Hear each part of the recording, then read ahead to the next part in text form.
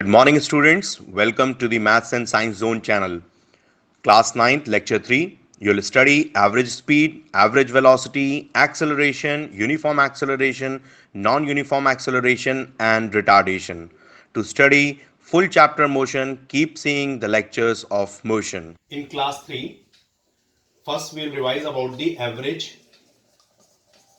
speed. Average speed denoted by V average. In V average, total distance covered upon total time taken. Total distance covered upon total time taken.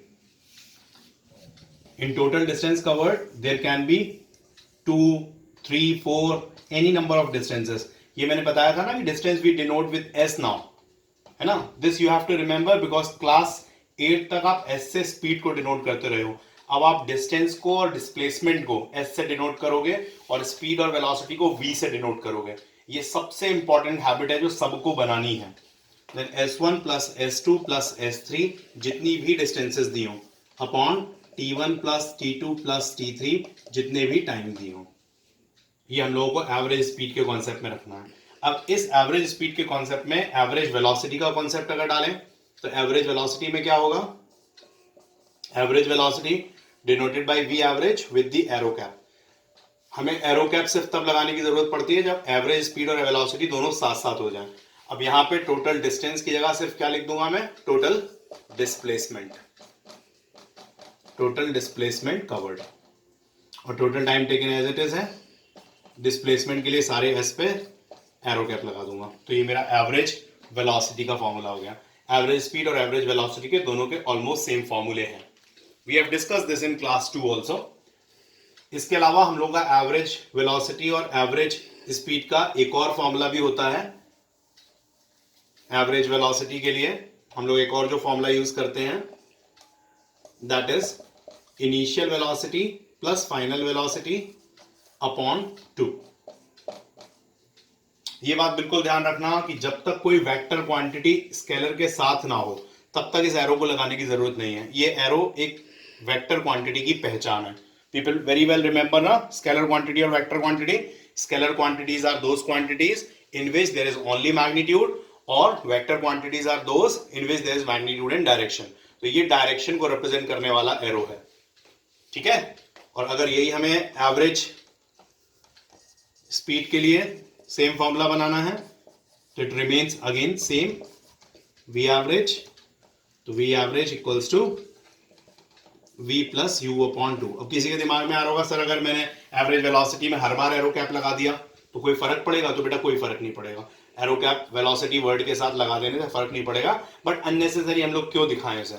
अगर एक ही question में दोनों चीजें आ रही हैं तो दिखाओ, अन्यथा मत दिखाओ. वैसे अगर दिखा दोगे तो कोई गलती नहीं मानी जाएगी उसमें. ठीक है. एवरेज स्पीड और एवरेज वेलोसिटी का कॉन्सेप्ट हमारा रिवाइज हुआ. अच्छा, अब इसके बाद मैं एक न्यूमेरिकल प्रैक्टिस करा रहा हूं जिस न्यूमेरिकल में मैं एग्जांपल ले रहा हूं किस तरह से एवरेज स्पीड के क्वेश्चन आते हैं. जैसे मानो कि एवरेज स्पीड के क्वेश्चन के लिए कोई S1 मतलब Ram goes to a market, first 100 meters he travels in time 10 minutes. ठीक है.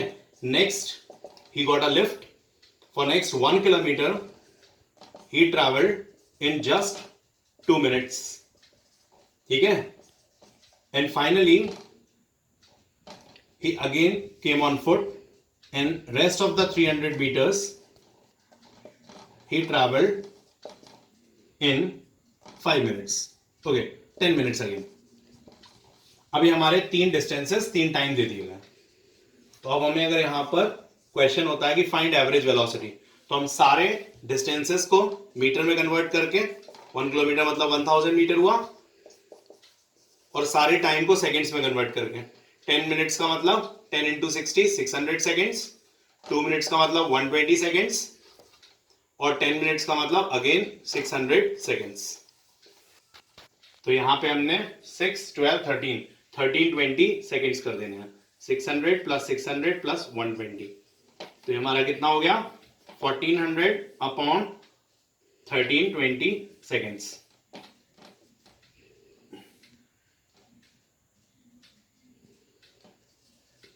35/33 which is somewhere around 1.2 20 नहीं जाएगा 200 के आपका 6 times 1.06 मीटर पर सेकेंड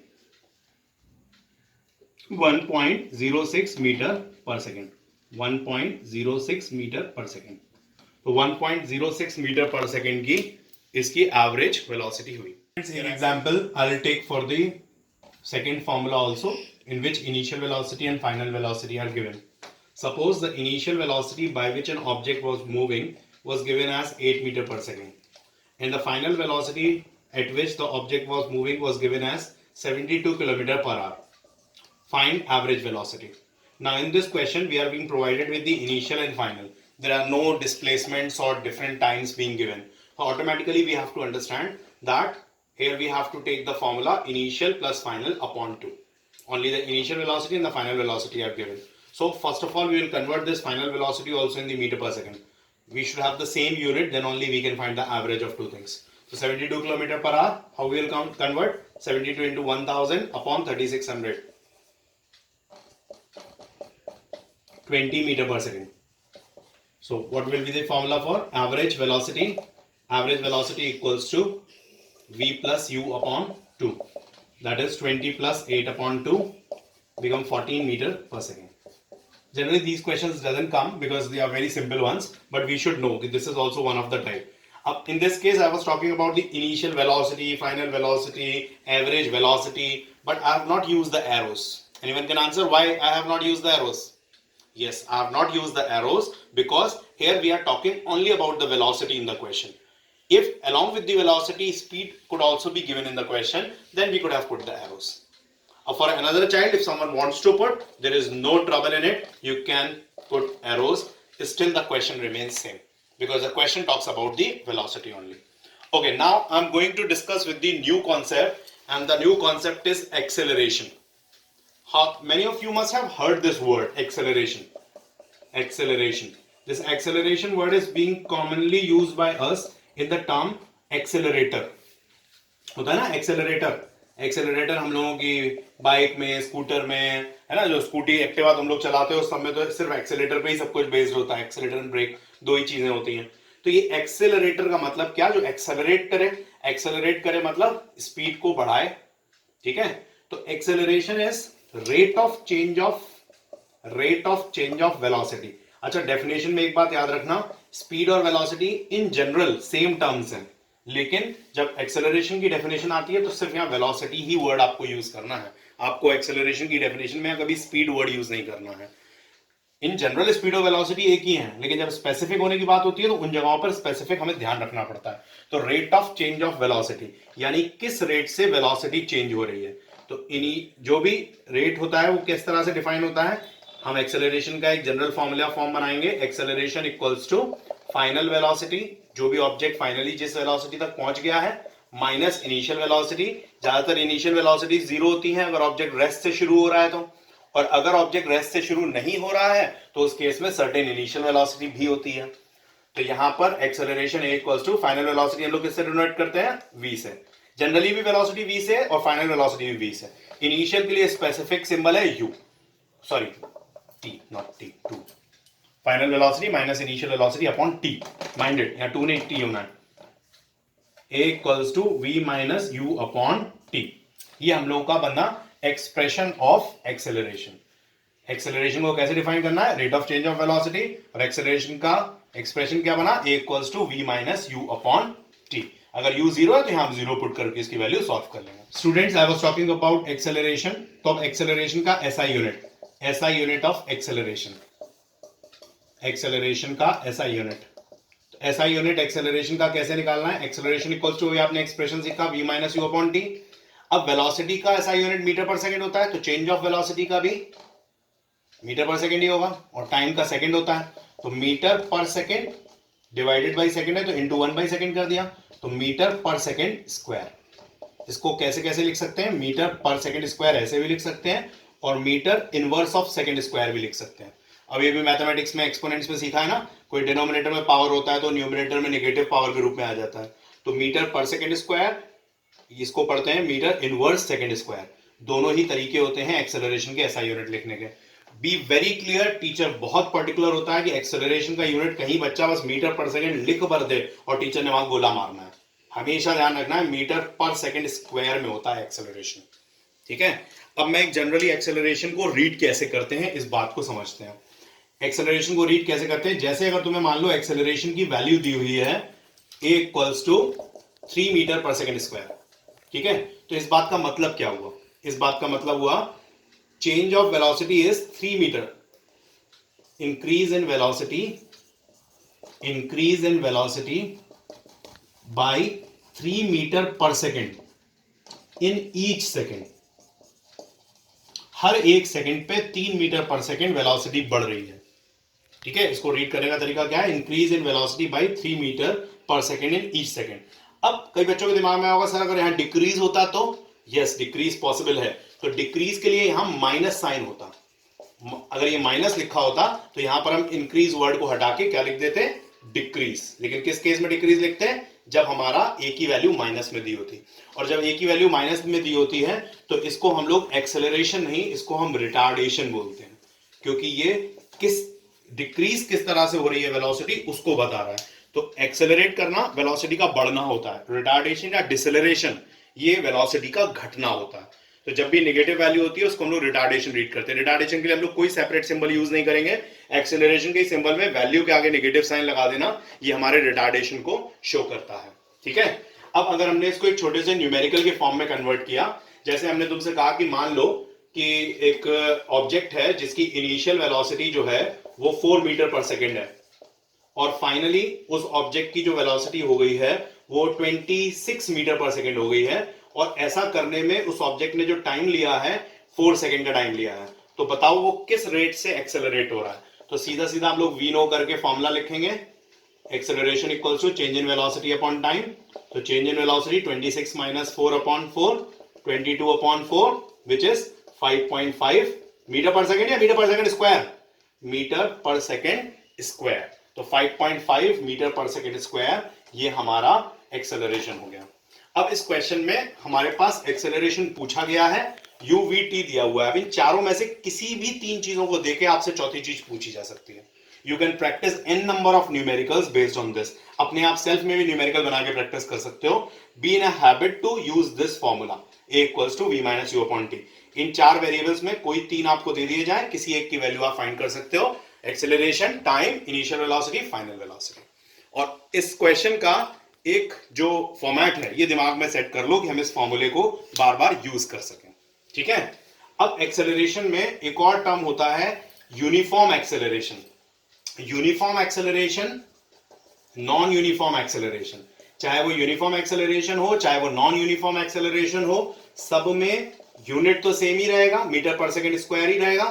तो नॉन यूनिफॉर्म एक्सेलरेशन चाहे एक्सेलरेशन, सबका यूनिट कैसा रहना है, मीटर पर सेकेंड स्क्वायर। हम लोगों के चैप्टर में हम लोग यूनिफॉर्म एक्सेलरेशन के ही बेस क्वेश्चंस ज्यादातर कर रहे हैं। We are talking about uniform acceleration only. Definition about uniform acceleration, तो यूनिफॉर्म एक्सेलरेशन की डेफिनेशन होती है, if an object travels in a straight line and its velocity increases or decreases by equal amounts in equal intervals of time, then such acceleration is said to be uniform acceleration. ठीक है, uniform acceleration का मतलब अगर equal amounts में velocity increase या decrease हो रही है with respect to time. Just उसका उल्टा नॉन यूनिफॉर्म एक्सेलरेशन में क्या होगा, if this change in velocity is not same with respect to time, that means varying change in the increase or decrease of velocity, then the acceleration is non-uniform.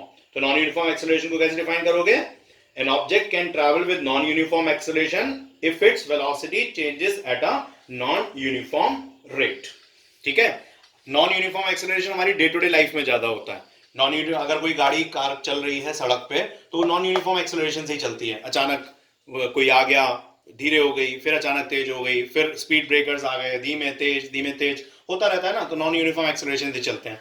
But हमारे जो इस chapter में ज्यादातर questions हैं वो सब uniform acceleration पे ही based हैं। ध्यान रखना यूनिट सेम रहता है। अच्छा, एक इंपॉर्टेंट बात एक्सेलरेशन के बारे में, if an object has if an object has constant velocity, तो उस कांस्टेंट वेलोसिटी का मतलब, कांस्टेंट वेलोसिटी यहां पर अगर टीचर स्पीड भी बोलता है तो हमें माइंड नहीं करना है, ठीक है, एक ही बात है. If an object has constant velocity and speed, it's acceleration is 0. ये कितने लोगों को सिर्फ मेरे लिखने मात्र से बात समझ में आ गई? एक आध को तो कम से कम आई ही होगी. Acceleration is 0. एक्सेलरेशन 0 हो जाता है अगर ऑब्जेक्ट कांस्टेंट वेलोसिटी या स्पीड पर होता है. इसका मतलब बेटा अगर लगातार किसी स्पीड पे चल रहा है ऑब्जेक्ट, कांस्टेंटली सेम स्पीड पे चल रहा है, तो ना उसमें इंक्रीज हो रहा है ना डिक्रीज हो रहा है. तो जब इंक्रीज डिक्रीज नहीं है तो एक्सेलरेशन इज 0, क्योंकि एक्सेलरेशन का मतलब इंक्रीज या डिक्रीज है. भले आप 100 किलोमीटर पर आवर की बहुत तेज वाली स्पीड से चल रहे हो और लगातार लेकिन 100 किलोमीटर पर आवर से चल रहे हो, तब भी आपका एक्सेलरेशन जो है वो 0 माना जाएगा, क्योंकि आप घटा बढ़ा नहीं रहे हो. हम लोग ऐसे सड़क पे कभी नहीं चल सकते. अगर हमें लगातार 100 किलोमीटर पर आवर पे चलना है तो हमेशा हमें एक्सेलरेट करना पड़ता है प्रैक्टिकली. उसका कारण क्या होता है? क्योंकि एक रिटार्डिंग फोर्स यानी रिटार्डेशन के लिए रिटार्डेशन हमेशा अप्लाई होता रहता है. किसके फॉर्म में? फ्रिक्शन. आप कभी भी सड़क पर चलते हो, कोई भी मोशन करते हो, तो आपने क्लास 8 में पढ़ा है ना, friction is a necessary evil. तो उसके तहत फ्रिक्शन हमेशा रहता है कि नहीं? तो वो फ्रिक्शन का होना हमेशा एक रिटार्डेशन कॉज करता ही रहता है. तो रिटार्डेशन यानी negative acceleration. Retardation is defined as negative acceleration. हम रिटार्डेशन को क्या बोलते हैं? Negative acceleration. तो ये नेगेटिव एक्सेलरेशन तो हमेशा लगा ही रहता है जब हम लोग प्रैक्टिकली रोड पे चलते हैं. तो retardation, negative acceleration is due to friction. तो अगर हमें कांस्टेंट स्पीड से भी प्रैक्टिकली चलना है सड़क पर, तो उस केस में हमें हल्का सा एक्सेलरेशन दे करते रहना पड़ता है, हल्का सा अपनी गाड़ी को एक्सेलरेट करते रहना पड़ता है, क्योंकि friction as a retarding force हमेशा एप्लीकेबल होता है. बट इन जनरल हमारे दिमाग में सेट होना चाहिए कि object with the constant speed और कांस्टेंट वेलोसिटी हैज 0 एक्सेलरेशन.